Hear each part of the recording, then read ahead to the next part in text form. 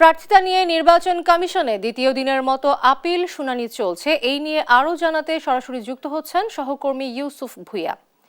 ইউসুফ, দ্বিতীয় দিনে এ পর্যন্ত কতটি আপিল নিষ্পত্তি হয়েছে, তাতে কতজন প্রার্থিতা ফিরে পেয়েছেন, বিস্তারিত আমাদেরকে জানাবেন।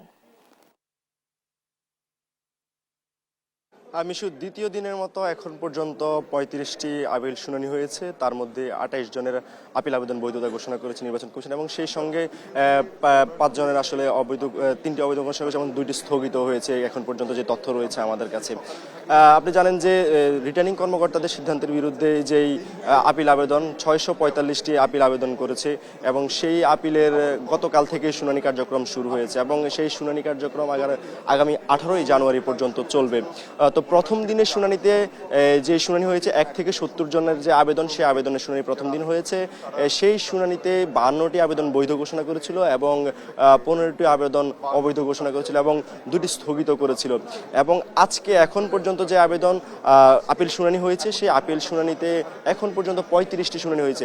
আজকের আপিল আসলে ২ ভাগে শুনানি হবে। প্রথম ভাগে ৩৫টি, পরবর্তীতে আবারও ৩৫টি শুরু হবে। এখন আসলে মুলতবি চলছে এবং আপনাদেরকে জানিয়ে রাখি যে বলছিলাম যে আজকে কিন্তু ৭০ থেকে ১৪০ পর্যন্ত যেই সংখ্যা, সেই আবেদনের সংখ্যা, সেই আবেদনের সংখ্যায় আজকে আপিল শুনানি কার্যক্রম হবে এবং এই কার্যক্রমে আসলে প্রধান নির্বাচন কমিশনার সহ অন্যান্য কমিশনাররা উপস্থিত রয়েছেন এবং তারা এখানে দুই পক্ষেরই আসলে যারা প্রার্থী এবং যারা রিটার্নিং কর্মকর্তার পক্ষ থেকে এসেছেন, দুই পক্ষেরই কথা শুনছেন এবং তাদের পক্ষ থেকে দুই পক্ষের যাচাই বাছাই করে আসলে তারা সিদ্ধান্ত নিচ্ছেন কারটা আসলে বৈধ ঘোষণা করবে এবং তার কারটা অবৈধ ঘোষণা করবেন।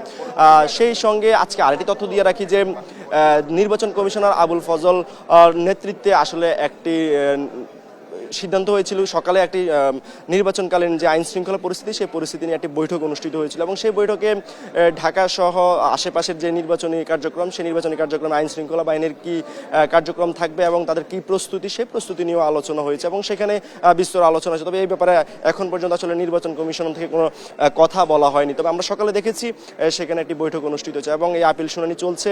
আপিল শুনানি বিকাল ৫টা পর্যন্ত চলবে।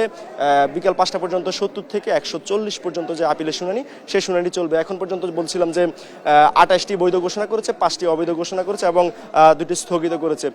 তো বিকাল পর্যন্ত অপেক্ষা করতে হবে আসলে শুনানি শেষ পর্যন্ত আসলে কতজনকে বৈধ ঘোষণা করে এবং কতজনকে অবৈধ ঘোষণা করে।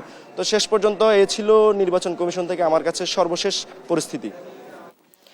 ইউসুফ, আপনাকে ধন্যবাদ।